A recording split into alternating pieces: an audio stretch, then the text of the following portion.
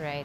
Alright, perhaps you can also tell us ano pa po yung mga plans ng government ng Manila to take action po dito sa ongoing weather situation natin, because definitely this is not going to stop until next few months. And even if wala na tayong bagyo, yung recovery efforts, yan ang inaantay din natin na gagawin ng City of Manila. Actually mo, 3 weeks pa lang kami Oo, nakapasok dito. I And know. everybody knows the challenges that we had to face, no? From the previous administration. But then again, makita nyo naman ang aming alkalde, hindi na natutulog. Mas may konting tulog nga ako kaysa sa kanya dahil pagkatapos naming umikot, kahit pa paano nakakatulog pa rin ako ilang oras. Pero ang aming alkalde talagang tuloy-tuloy pa. Dahil siya mismo nag-check ng situation. But yun na nga, nobody anticipates this kind of occurrence. But Manila, the city government is fighting, and buhay po ang gobyerno sa Maynila.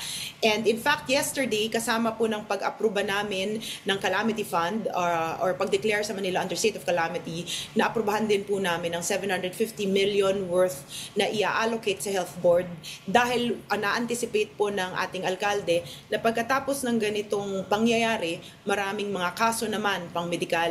So with that, kahit papaano may marirelease na funds po para sa mga ospital at health centers at sa mga kagamutan na kailangan nila para after this, kasi hindi naman natin na-anticipate na mangyayari to at sunod-sunod, 'di ba? Kung magkaroon man in the nearest future, probably in a few weeks' time or maybe in a week's time, medyo mas prepared na po ang city government in facing this. But nevertheless, with the leadership of our mayor, lumalaban po ang gobyerno ng Maynila at buhay na buhay po ang gobyerno ng Maynila para i-address ang concerns na to. But lagi nga sinasabi ni Yorme, parang nung pandemya, siya ang naging alkalde, pero sa awa ng Diyos nalampasan niya. Ako personally naniniwala ako, makakalampas pa ang Maynila sa nangyayaring trahedyang ito.